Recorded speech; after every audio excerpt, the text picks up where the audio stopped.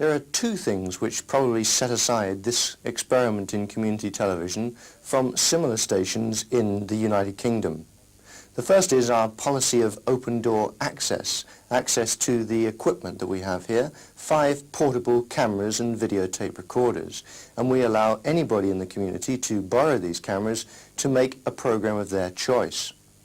Later on in tonight's program you'll be seeing one of these efforts by a local person, Rod Giles, who's made a program about the breeding and training of Alsatian dogs.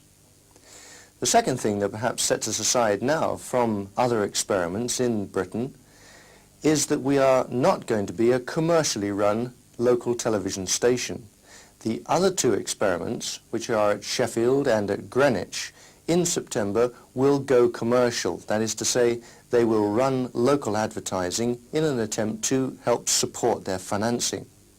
Well, we have turned down local advertising because we think it is incompatible with our policy of open door access, and we should be continuing to run as usual as a public service. Well, this brings into question the whole future of community television in this country, and that's the subject of tonight's program. It's a program all about an experiment in community television, and it's been produced and made and it's introduced by Colin Shiner, who's the further education organiser here in Swindon.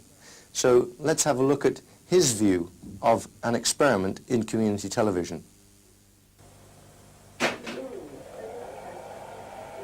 do that because that's just the one where it's An experiment in community television.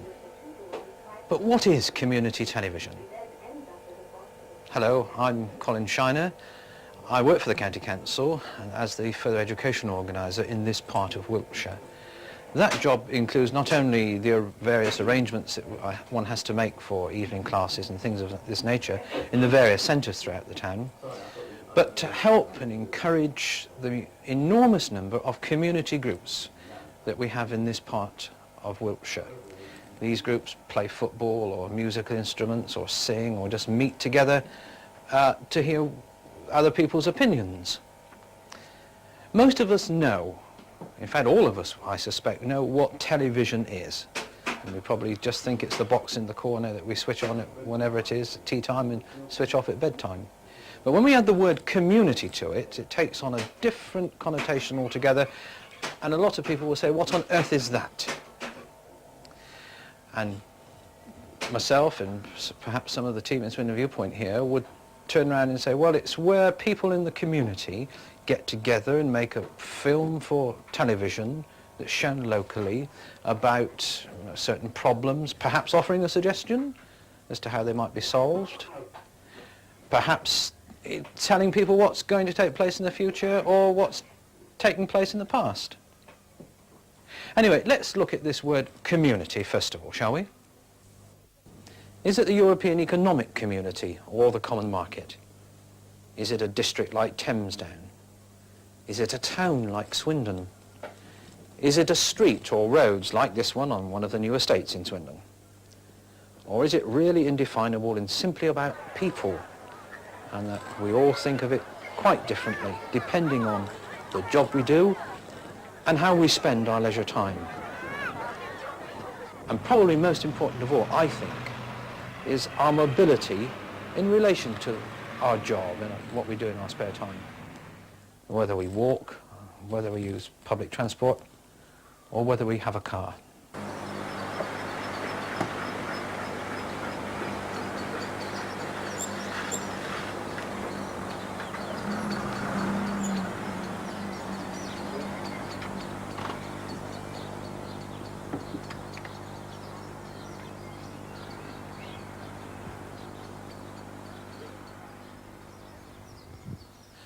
For me, the community is Swindon, the area in which I work. That's a bit outside as well, and especially this special bit to the northwest at Blunsdon, where I live. Now, if I want to know anything about the community, what do? Do I get my information through my wife or myself talking to friends? Is it through the Evening Advertiser or our famous Blunsdon Parish magazines, which every house in this area gets? You see, I can't get Swindon Viewpoint here, even though I'm just, 5.5 miles from Victoria Road, the base of Viewpoint. But nevertheless, I've used it a great deal in my work because of the way in which it can convey accurate, factual information in its simplest form. Anyway, let's go and meet some people whose views of community and community television no doubt differ somewhat from mine.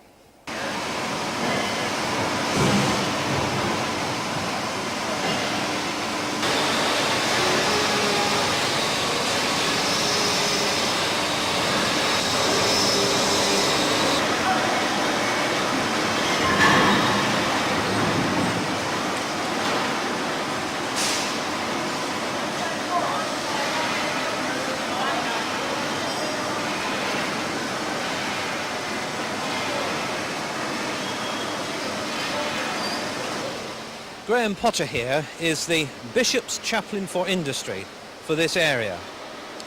And although, like me, he can't get Swindon Viewpoint and community television at home, it has quite an impact on his job as the Bishop's Chaplain. You come here regularly to this particular... I try and get in this particular firm 1 day a week here. And you spend all day or part of the day? Most of the day I would spend in this organisation. Whilst it's large in area, it's quite small in terms of work people. Something like 2,500 people work here. So you get to know them reasonably well? As much as we can, this is the thing, we hope to be known. This is it. What sort of impact, from your knowledge of these particular the people here, what sort of impact has television in general upon their lives? Well, very often an issue on the box the night before will provoke quite a reaction in the industrial situation. Such as? We were talking a few minutes ago, to the shop superintendent here. You better get out of the way, we'll run over in a minute, mate. Who was concerned with the safety at work aspect.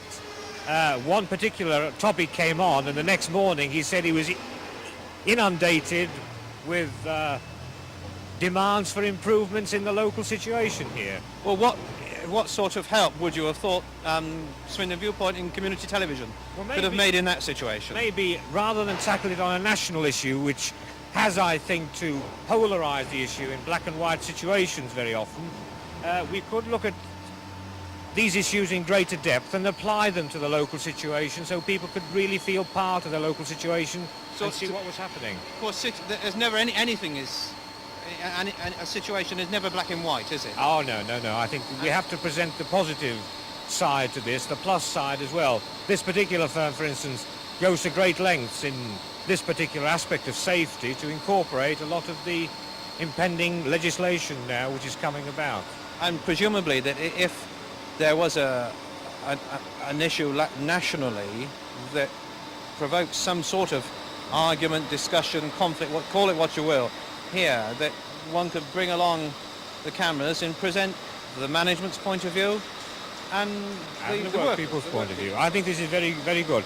I think it would make sense of national issues to localise them, because we can't merely talk in a vacuum all the time in terms of acts of parliament and paper, but if we can see it actually being worked out in a local situation, then I think this is infinitely worthwhile. Well, Graham, I know you've got to dash over to the other side of the town. Many thanks for spending time this afternoon. See you again soon, and Barbara and the kids, I hope. That's a pleasure. Yeah. Bye-bye.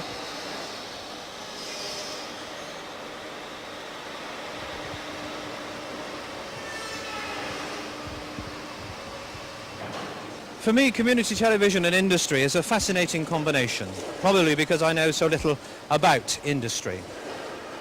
But it seems to me that in any conflict situation, community television is the only true media where one can express accurate, unedited opinions. If this opportunity was more readily available on a regular basis, I believe that conflict situations would get less, and perhaps we get back to reasoned argument once more.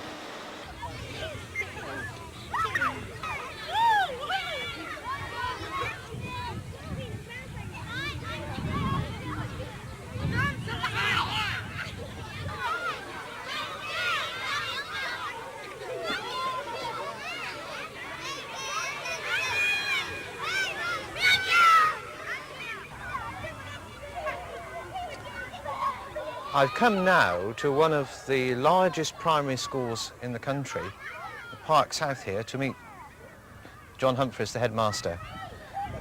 John, I wonder if we could talk a little bit about the community as you see it, and especially community television. Is Park South an easily defined community? Well, yes, very much so, because it's one estate. It's within the confines of, I suppose, an arterial road to a certain extent. Very much a community, the community centre, the one school within the centre of this community, a shopping centre behind us, the various churches and so on to serve this community. It is one community within the town. Yes. And all the youngsters, in fact, come to this school that are of primary school age. Yes, they all come here.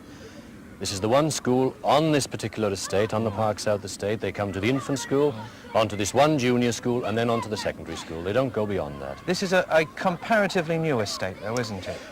It is. The school opened in 1964, January 64, so I suppose the estate was then about 2 or 3 years old, so that gives you some idea. Yes, I see. And are most of the people here from Swindon, or have they come from elsewhere? No. I'd say about, well, we did take a survey some time ago. I'd say at least 90% are from outside Swindon. They've come in with the works from various parts. I suppose the majority of them from the London area, but we've had people from the northeast, people from even down the southwest of England. They come in with the works and they settle down here and make their home here. So initially they are not Swindonians, and then we have to make a community of it.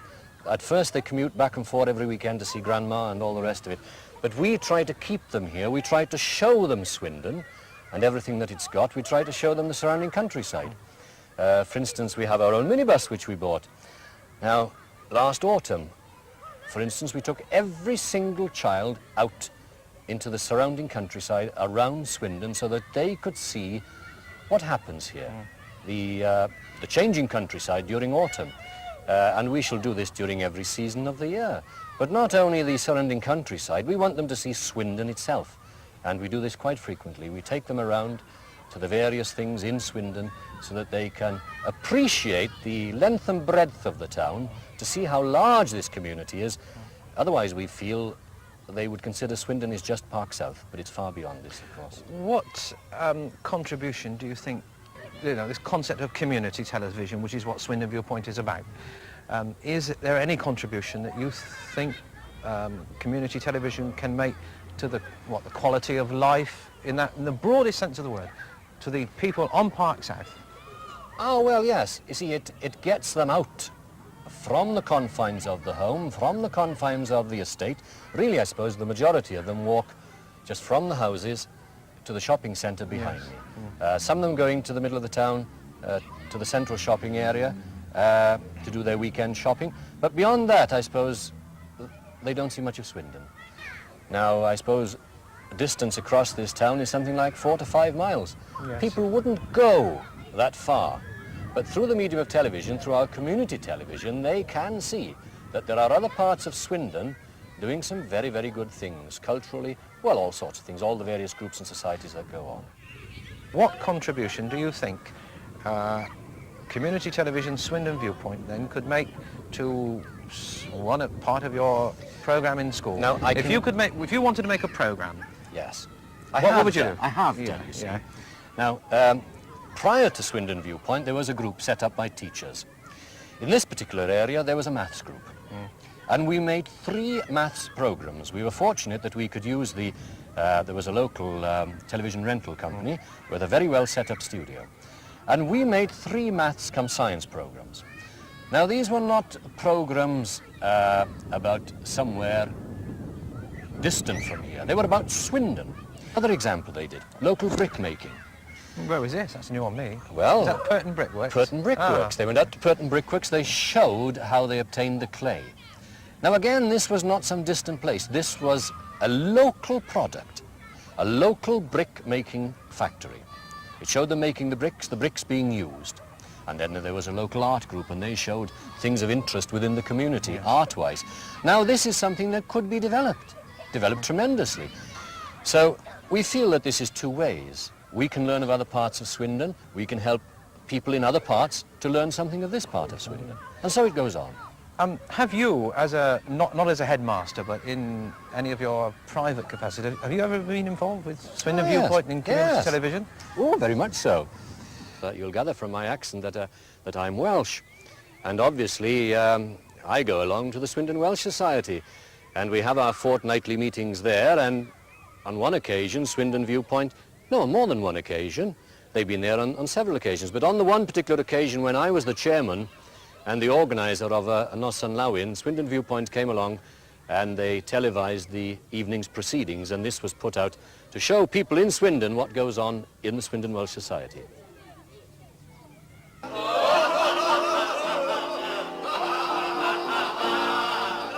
boy was christened Gabriel when he was just a babe. He grew into a handsome lad and then was known as Gabe. An angel to his parents, but the girl stayed clear of him. Angelic to his pension days, he was known as Gabe Dimson. Oh!